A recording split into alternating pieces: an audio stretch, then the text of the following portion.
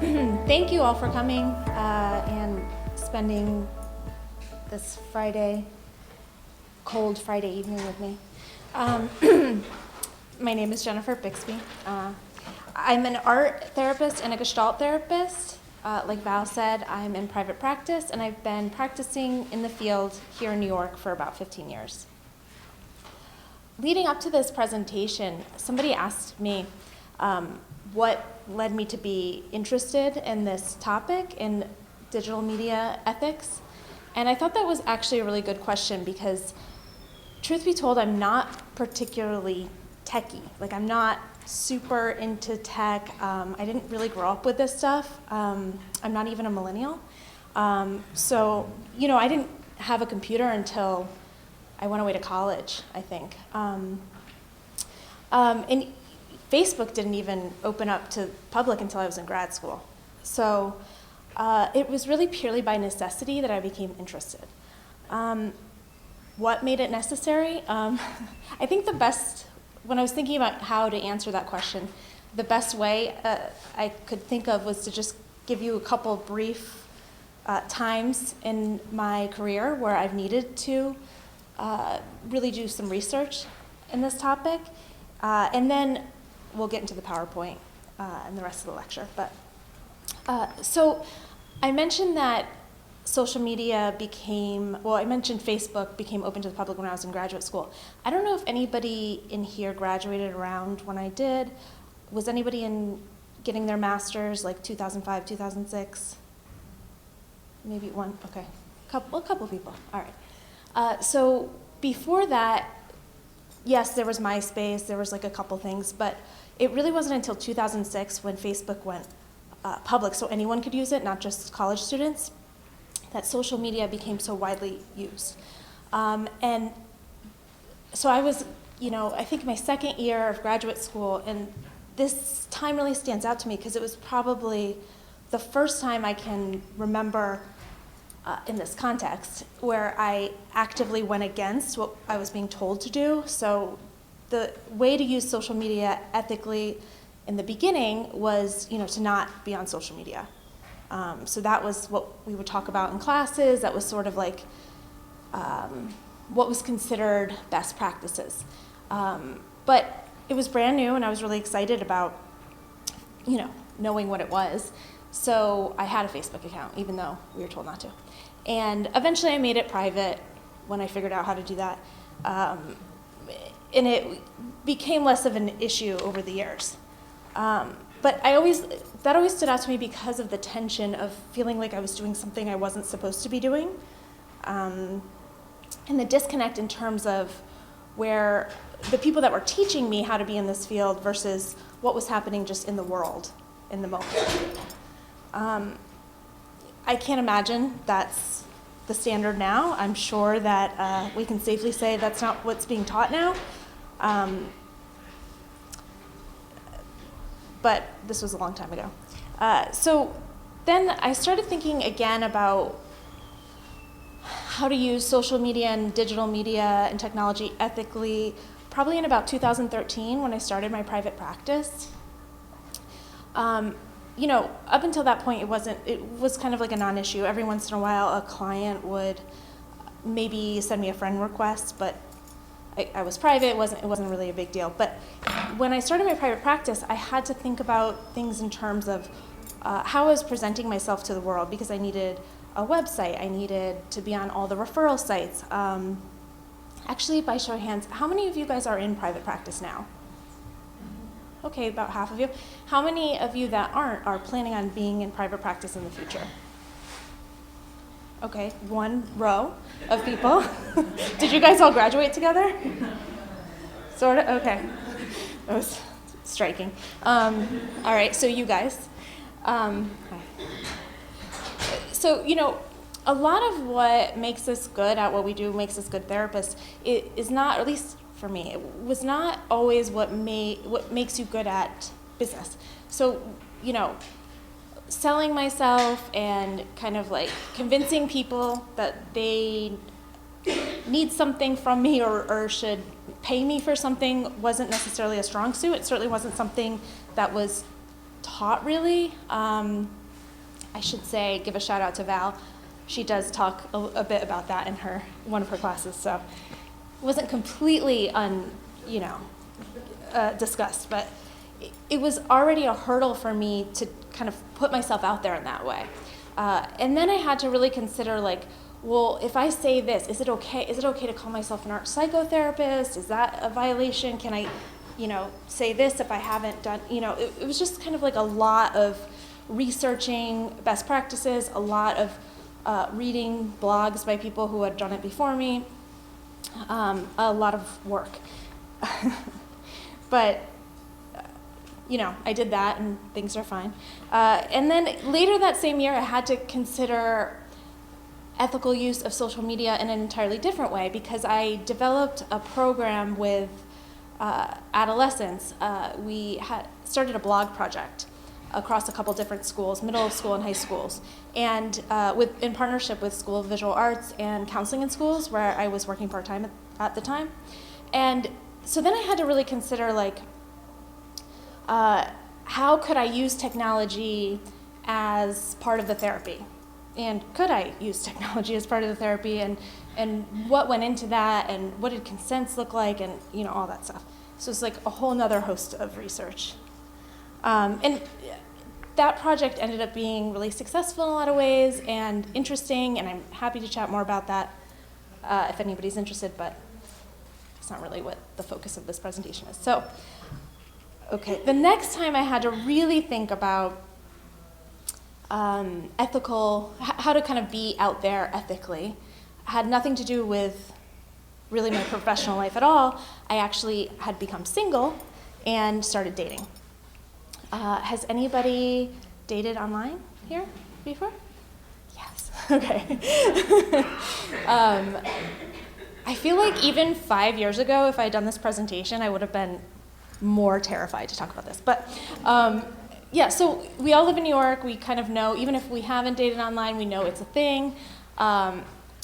So I started, I joined Tinder. I put up a profile, and this was like back in early days, like Tinder had just become a thing, and so it was everywhere. You're reading about it in the Times, and the Atlantic published a piece about it, and everybody was doing it. You would go out, and people would be kind of like on their phones everywhere.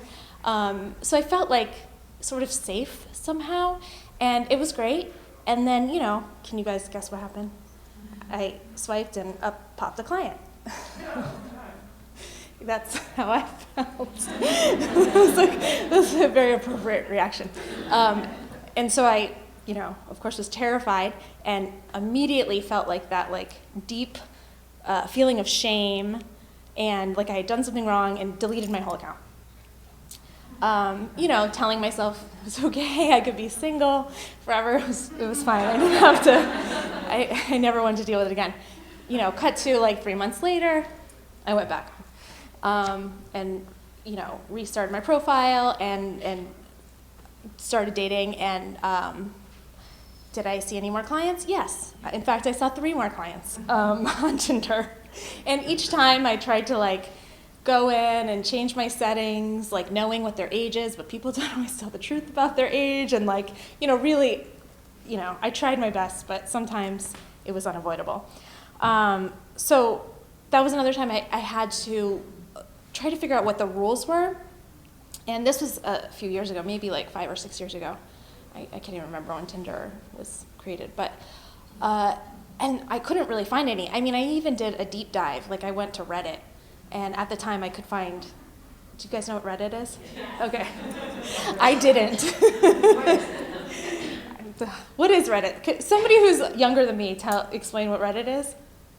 Sus, I can see that you know. It's like an online forum where people can post questions and anyone can answer it, basically, right? Right, yeah, but it questions.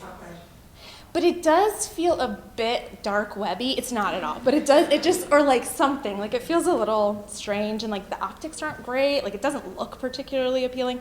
Anyway, no shade on Reddit, but I couldn't find anything at the time.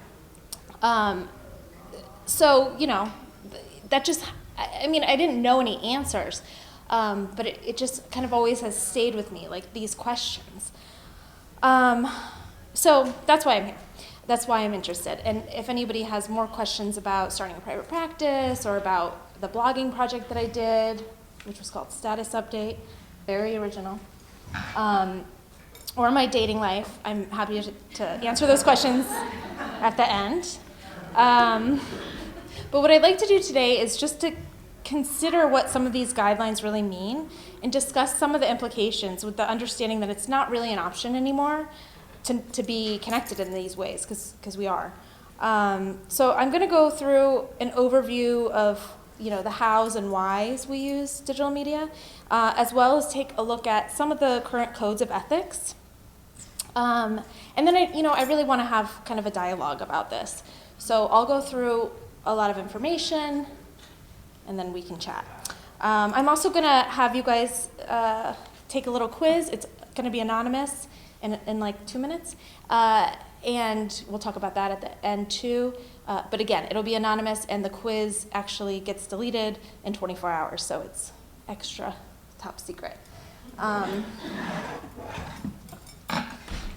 So learning objectives, I'm not going to read these. They're on the flyer. They're kind of what I said.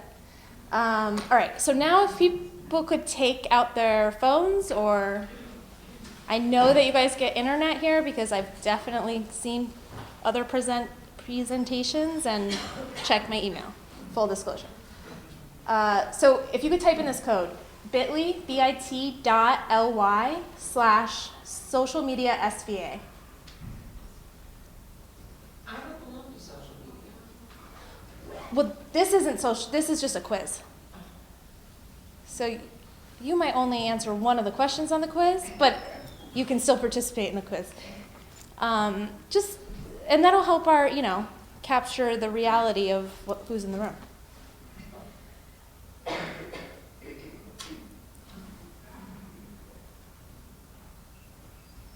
And some of you, not everybody here is a therapist. I know I have at least one person who's an educator, so you can kind of answer it according to, students or clients or customers, if you're a business owner. Right. Let me know when some of you guys have found the quiz. Yes. Okay. Some people have. Great. Yeah, so I'm just going to invite you guys. There's only what? Oh, you need, I'm sorry. There's only 5 questions. They're pretty quick. So I'm actually going to invite you guys to take it while I'm talking, because our attention spans are short.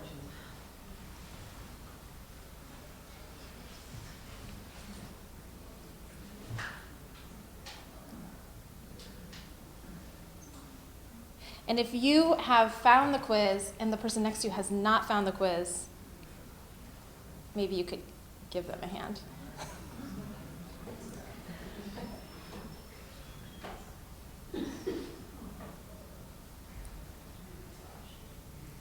Okay.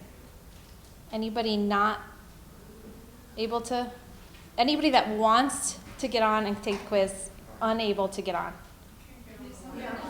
What's the password for SVA IoT?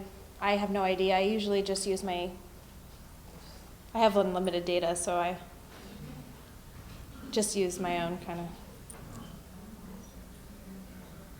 Okay, I will go to the quiz after so you can see the questions. So at that time we'll do it old school. We'll do a show of hands, okay? If anybody can't get on now, don't worry. I'll show you guys the questions later. And then someone that's good at math can figure out the percentages, because it's not me. All right, so I'm going to keep going. Yes? Okay. So how art therapists use digital media. Now, I kind of geared this for art therapists. There are some specifics, some things that I think that we have to specifically be concerned about as art therapists, but most of this stuff is pretty general. Like, you could be a social worker, and this is very applicable. Okay, so professionally, we need a website, directory, referral sites such as Psychology Today, ZenCare, I don't know, some of those concierge services like that help you get clients. Christina, what's the one? My Wellbeing, right? So, those are just kind of some of the examples. And then personally, obviously, social media, if you're on social media, even if you're not on social media, if any of your friends have social media or your family members have social media, and they take a picture of you and they tag you in that picture or they put your name in that picture, or if they're on social media and you comment on their feed, but they're not private. I mean, these are also things that we have to think about, right? Like if it's I actually won't give an example because I feel like that might get me in trouble. Okay, dating sites, which we all talked about. Bye, guys. I know. All right. Other websites such as art sites or additional businesses. So what I mean by that is just because you're an art therapist, you might also be a painter or sculptor, or you might be a psychologist and a yoga instructor. So then you have maybe 2 different websites or 3 different websites or 5 different Instagram accounts presenting yourself in these different ways to the world, because it might be a different clientele that you're targeting. So online group forums or chat rooms like Reddit. Video games. I was telling this to somebody the other day. I'm not really a video game person, but I was having trouble sleeping, and so I downloaded this drawing game. You draw a picture and people guess, like Pictionary. It's sort of embarrassing to say this, but so I downloaded it, and I realized that people could talk to me and see who I was, and there's all these recommendations for people in my universe, because of all the algorithms, they know people in my contact list suddenly, and it's recommending people I knew in high school to play a video game with. Also terrifying to me. Anyway, but just to mention, sometimes it's where you least expect it, Okay, so, do we need to have an online presence? I just whenever I think about these kinds of things, I like to think about Sigmund Freud glaring or looking at me judgmentally. Even though some of his ethical standards might have been a little problematic. But I guess I don't know if any of that has been proven. Was it proven? His relationships? His was worse. Thank you. His was worse. So what do you guys think? Yes? Do we need to have an online presence? Yeah. That row, you guys are it's my row back there. My target audience. Millennials. I think yes, but some people think no. So hold on to that, we'll talk about it. Okay, I'm gonna go over some basics of marketing, because this is the kind of stuff you would, if you were going to start any business, and you, particularly a private practice, that's probably most of us here, and you looked up kind of basic marketing information. All the advice you would get would be like this, and as I go through it, you could see it's kind of all online. So content marketing, what is content marketing? That's providing free content, articles, podcasts, blogs, so that your clients can kind of get to know you, get to know your style, trust you. That's a term from Marketing 101. I think it might take a little more than a couple blog posts for that. But okay, social media, obviously. So it used to be that you could you could have a website, and then you could have a Facebook business page, and that was sort of enough. Now they're saying in order to really benefit from having a Facebook business page or any kind of social media page, it's really helpful to do paid ads. That's kind of the standard now. Has anybody ever tried to do Facebook ads, launch a Facebook ad campaign? How was it? It works? Yeah. Great. Not so much for you? Just however many years ago, it was, you didn't necessarily have to have paid ads, right? Now you really do, and okay, so it works though. So you're making an ad and paying them On Facebook. Yeah, we're talking about Facebook here. Or there are other, I think you can do it with Instagram too. You can pay, have you launched an Instagram ad campaign? I haven't. I know people who've done it. I haven't done it personally. And how have they found it? Useful? Mixed. Mixed. Okay, so it's mixed here too. But anyone that's gone through the process, it's a little tedious, I would say. I mean, it's like you have to do, or Google AdWords. Has anyone done that? That's fun. Okay. So marketing funnels, that just, it's very self-explanatory. Basically, takes people a lot of time to come to therapy. So creating a marketing funnel, meaning you're reaching them in all these different ways. So you have a website and you're on a referral site, and you have an Instagram and you have a Pinterest and you're blogging, whatever. So all these different points of contact, and then they're more likely to eventually be funneled down to find you. Video marketing. So if anybody's not, how many people are on Instagram? A lot. Okay. I follow the Kardashians. This is like, I'm just giving you a lot of information about me tonight. I follow more than 3 of the Kardashians, we'll put it that way. If anybody else follows the Kardashians, you know that they're constantly posting videos. It'll be like, if you know what the Instagram stories look like, it'll be like 1 million of those little dots. It's like, you could be watching Kim Kardashian talk about her makeup line for 3 hours. I usually have them on mute, but it's overwhelming the amount of content that they're doing. But when you think about it, who's better at marketing than the Kardashians? I mean, I don't know too many people. Okay, niche marketing. This is another thing that anybody you talk to about marketing will say, like, you have to have a niche, and put yourself out there with content in a very specific area. I think it is helpful, at least initially, because you're kind of like overwhelmed by your options. So if you can kind of start with like, oh, this is one of my interests, and focus on that, and then maybe expand out. That being said, mostly as therapists, we're generalists, right? So our training is pretty general, at least at first. Maybe you go on to get additional training, and so you have to be careful there, because you can only really represent yourself as specializing in something if you have some sort of education or training in that area, right? So I call myself a Gestalt therapist.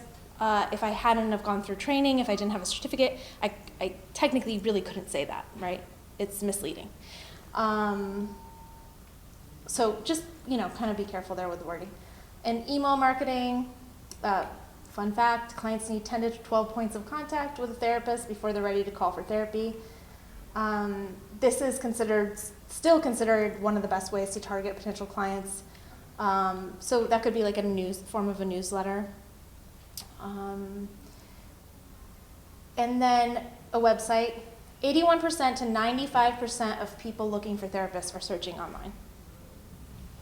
So, I mean, that's a lot. It's like a huge number. Okay. So that's just a little bit about one of the main kind of glaring reasons why I think that and many people think that it's difficult to not be online, right? I mean, even Psychology Today. I know some therapists that are in private practice that have been in practice for 40, 50 years. They might not have a website, but they have a Psychology Today profile, and that is public facing, right? It's online. So what are the rules then? Okay, I'm going to go through some of the standards, some of the ethical codes, and I'm going to try and keep it as entertaining as possible. But remember, all of this stuff you can find on your own very easily on the internet, and it changes all the time. So it's really helpful to kind of check in. But I want to point out like a couple different things here as I talk. So I'm going to just read this to you. Art therapists are accountable at all times for their behavior. They must be aware that all actions and behaviors of the art therapist reflect on personal or professional integrity, and when inappropriate, can damage the public trust in the art therapy profession. To protect public confidence in the art therapy profession, art therapists avoid behavior that is clearly in violation of accepted moral and legal standards. So I read that and I think, okay, what is behavior that's clearly in violation of accepted moral and legal standards? Okay, to be fair, I have a good sense of legal standards. But moral standards, whose morals? And how do we avoid it? Okay, so I'm not going to go through all of these, but here's the Art Therapy Code of Ethics, the General Ethical Standards, the Standards of Conduct. I just put in bold a couple words. Integrity, because that's something that you see across, actually a lot of these you see across all the disciplines, but certainly integrity, you see it in, the Art Therapy Code of Ethics, the APA, the LMHCs have that, so integrity is like a big one. And then I also just wanted to highlight social media because art therapists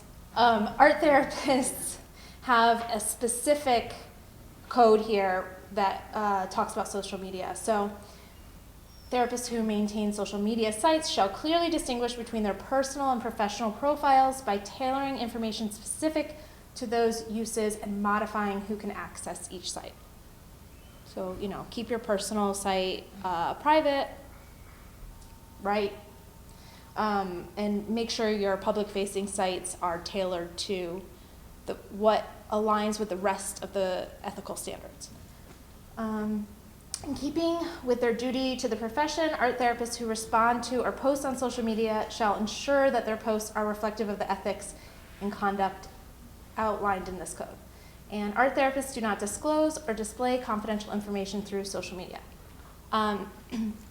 So that one is, we don't talk about our clients on social media, we don't post pictures, we don't put their birthday. Pretty obvious, but as art therapists, I think it's like a little less obvious because we have this other object, right? We have artwork, and we're running a group, and people are doing all these exciting things, and we're having such a great time. And what do we do when we have a great time? We take a picture and we post it on Instagram, and we can't do that without consent. And even when we have consent, I think that there are so many other points that you have to consider, right?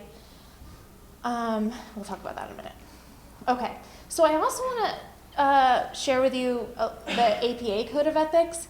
The reason why I'm referencing this is because a lot of the research is just in this, in the psychology field in general versus art therapy, go figure. There's more of them than us. So some of the main ethical principles that relate directly to kind of who we are and what we put out there on social media are these three. Beneficence, non-maleficence. I've also heard it pronounced malfeasance, non-malfeasance. You guys heard that word? I had to ask the dictionary how to say it, as you can see here. And integrity. Adherence to moral and ethical principles, soundness of moral character, honesty. Again, with moral and ethical principles, moral character, whose morals? And then the other ones, doing good, act of goodness or kindness, charity. That word is always problematic, but, doing no harm.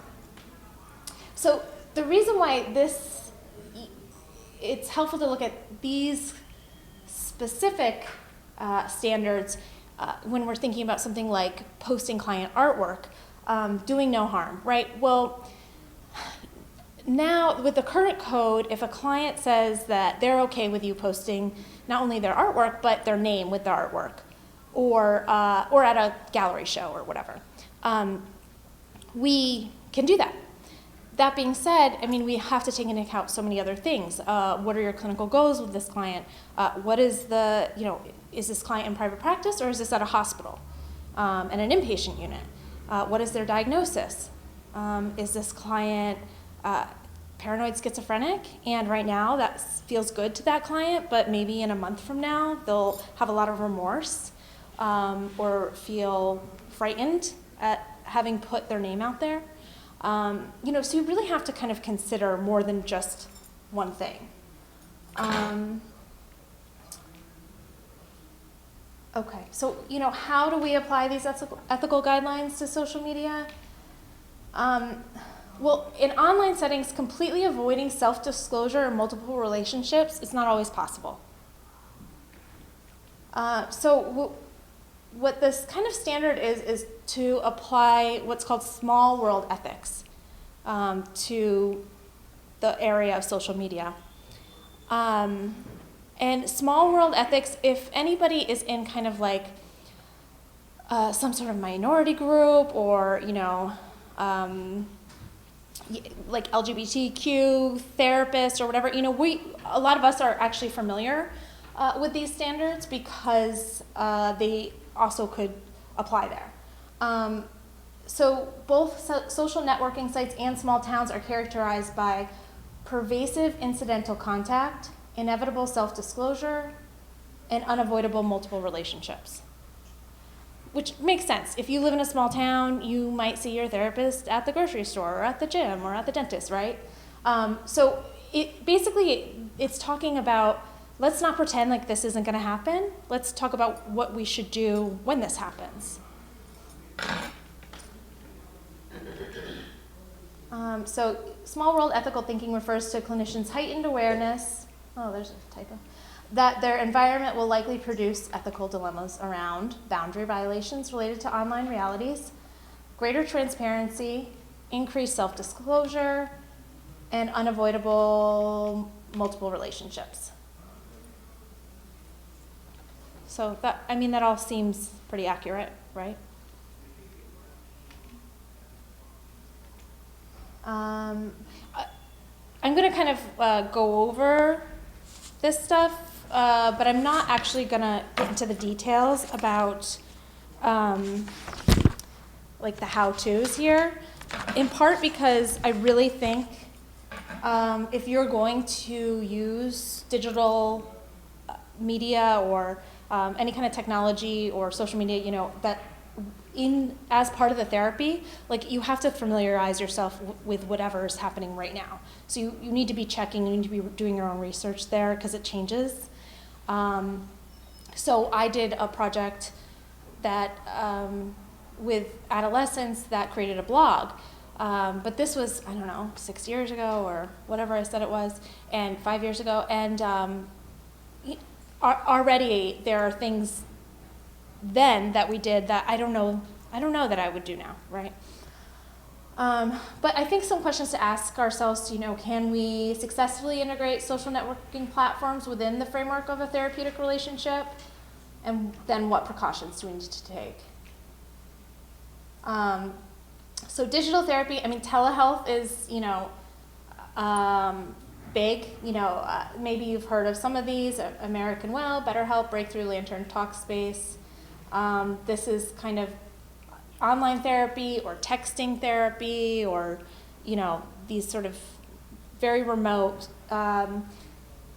which is different than if you're in private practice and you offer remote sessions like on a HIPAA-compliant video chat application or whatever.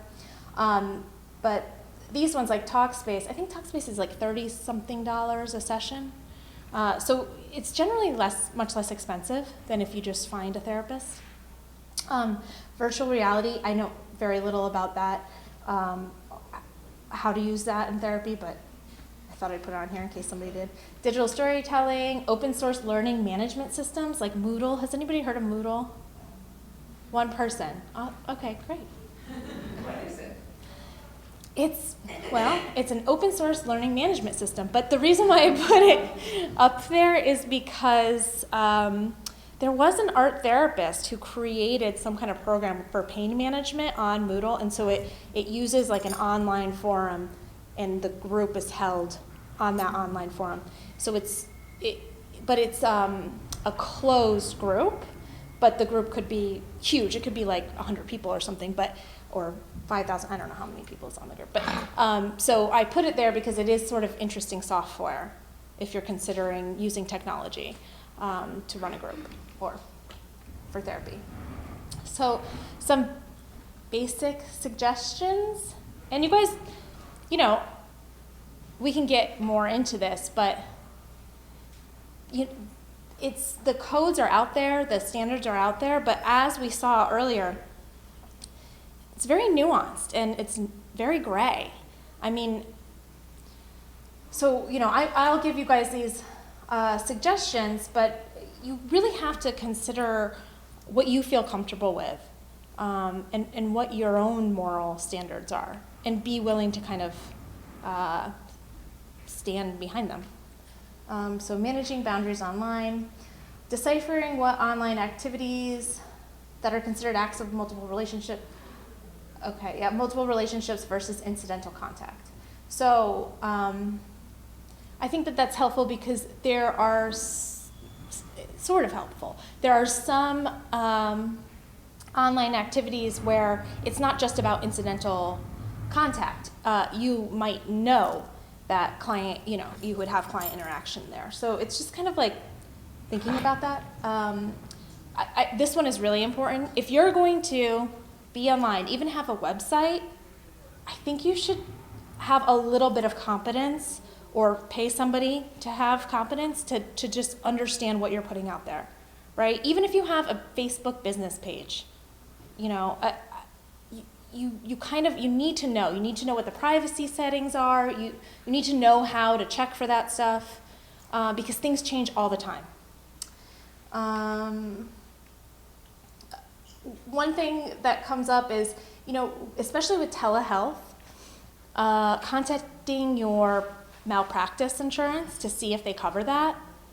So, you know, your client might be moving to San Diego and really wants to continue therapy. And you might have gotten HIPAA compliant software to do teletherapy, but your malpractice insurance might not cover it. So that puts you in a tricky spot. So you want to think about this stuff before you just kind of go along. And, you know, really monitor your voice. So obviously don't post client information. Disparaging comments about colleagues or client groups, unprofessional media. Okay, here's one that I think is interesting. Including photographs and or videos that undercut the reputation of psychological practice or therapeutic practice, whatever. So what would that photograph and or video look like? What photos or videos are okay, they're ethical, they're moral, and what are not?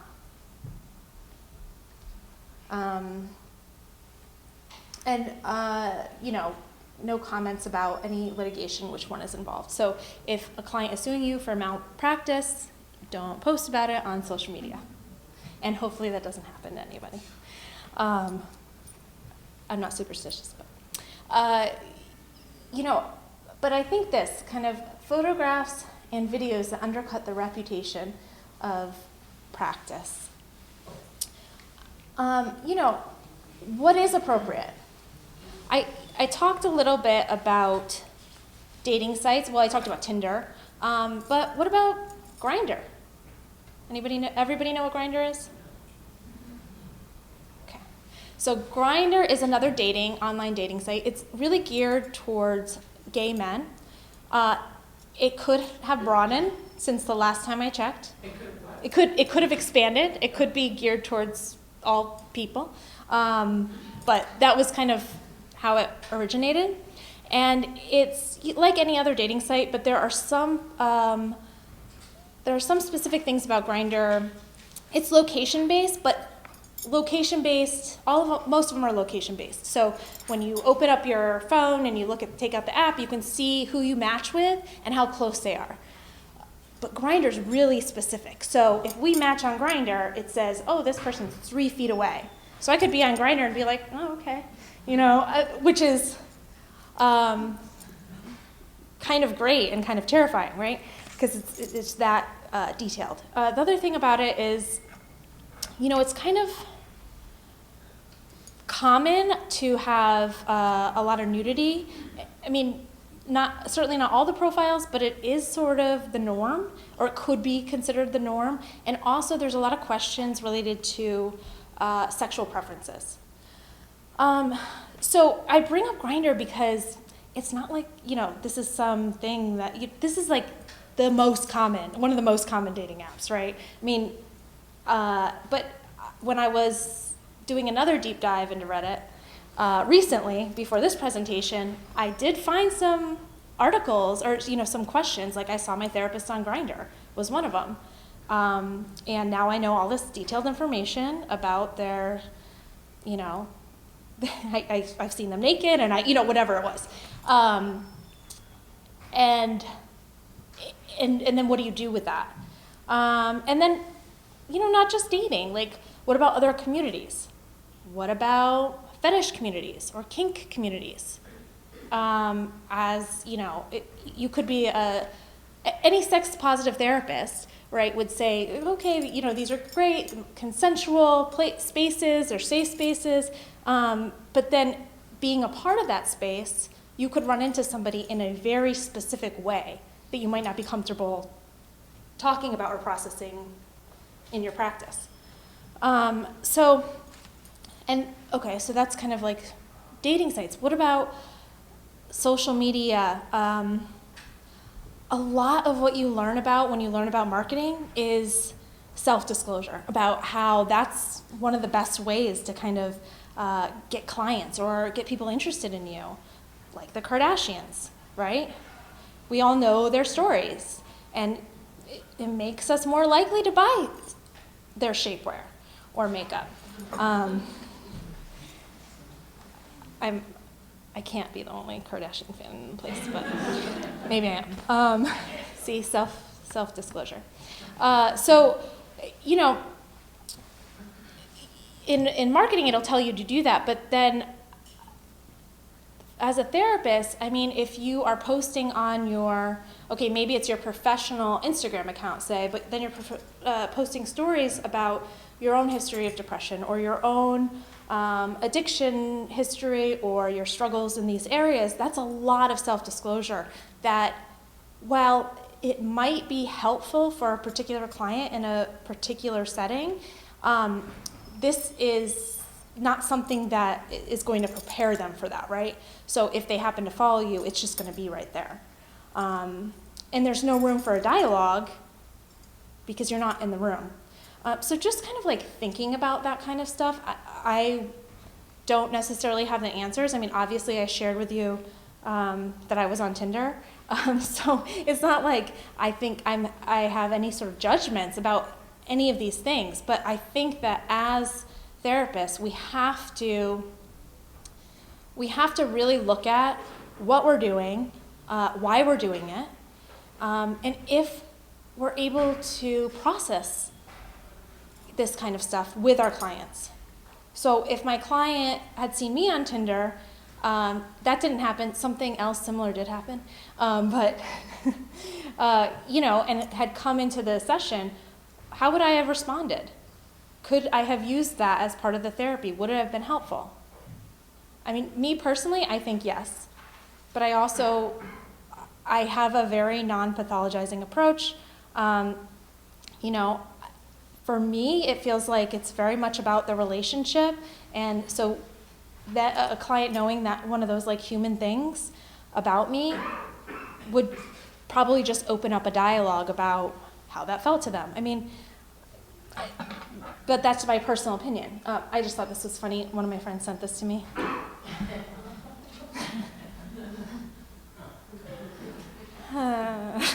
Also, if anybody is in private practice, do you ever notice, maybe this is just me, that your client, you end up taking on a lot of clients that have kind of like similar things to you? Like, I feel like a lot of my clients are like myself 15 years ago. Yes? Okay.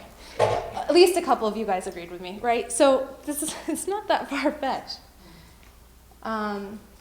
Okay, so, in conclusion, and then we'll kind of talk about this stuff, but there's no way to be a blank screen. I mean, we have one person in here that's not on social media. What's your name? Melanie. All right, Melanie. So she might be able to be a little bit more of a blank screen than a lot of us, but, for most of us, it's kind of impossible. But additionally, a lot of our approaches are not this kind of like classical analytic approach anymore. the therapist brings their own subjectivity to the room, no longer being simply an observer. Therapeutic change is regarded as taking place within the relationship. It's not only the patient's insights, but the authenticity of the therapeutic relationship which create change. So, can you be honest with yourself about what you are doing, what you're putting out there, what you believe for yourself in your own life? And then, can you utilize supervision in your own therapy as sort of like a check and balance for yourself? Can you be comfortable if it comes up with clients? And can you work through whatever might come up with your clients in the service of your clients, right? Because while it might be very cathartic for me to share something very personal in a blog post or something, I have to consider if that is serving others or if that's serving just me, right? And I think that the way to check in about that is to have some accountability. Talk to your friends about it. Talk to your supervisor about it.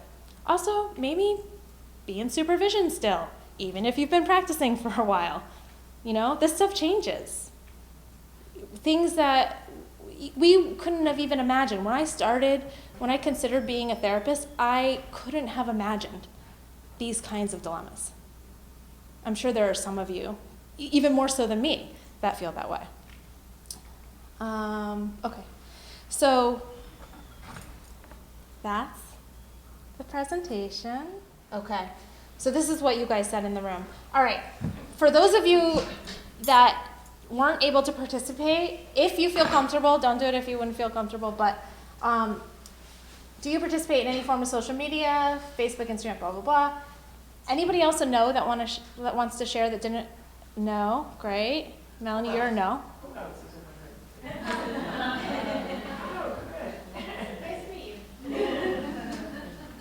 Great. So it would still probably be 97%-ish, right?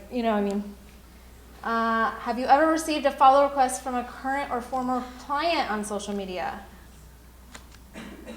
More yeses than nos, unless there's a lot of nos that didn't get captured. Have you ever approved a request or sent a friend request, followed a client on social media? 6% yes.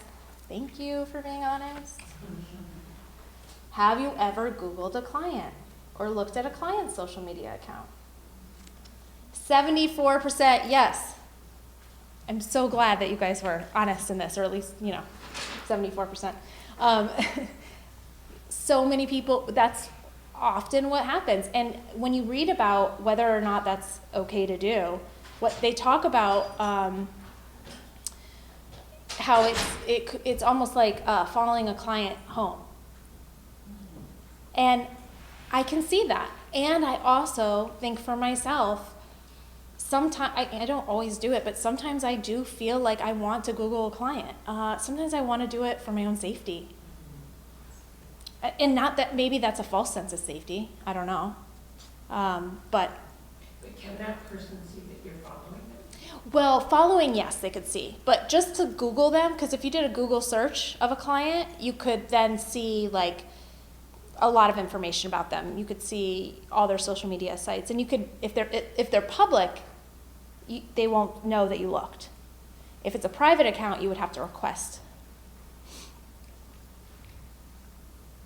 Would you share with a colleague, supervisor, or professor if you answered yes to questions 3 or 4? So, I think that this 18% of people said no, they wouldn't share this with their supervisor or with maybe a professor if they answered yes to Googling a client or to friending someone on social media. And I think that actually the problem is not necessarily that it's being done, because I think it's being done. I think the problem is we're not talking about it enough. I mean, if it's happening, then we can kind of start to think about how we address it in session, if we can talk about the fact that it's happening. All right, thank you guys so much, and I'm just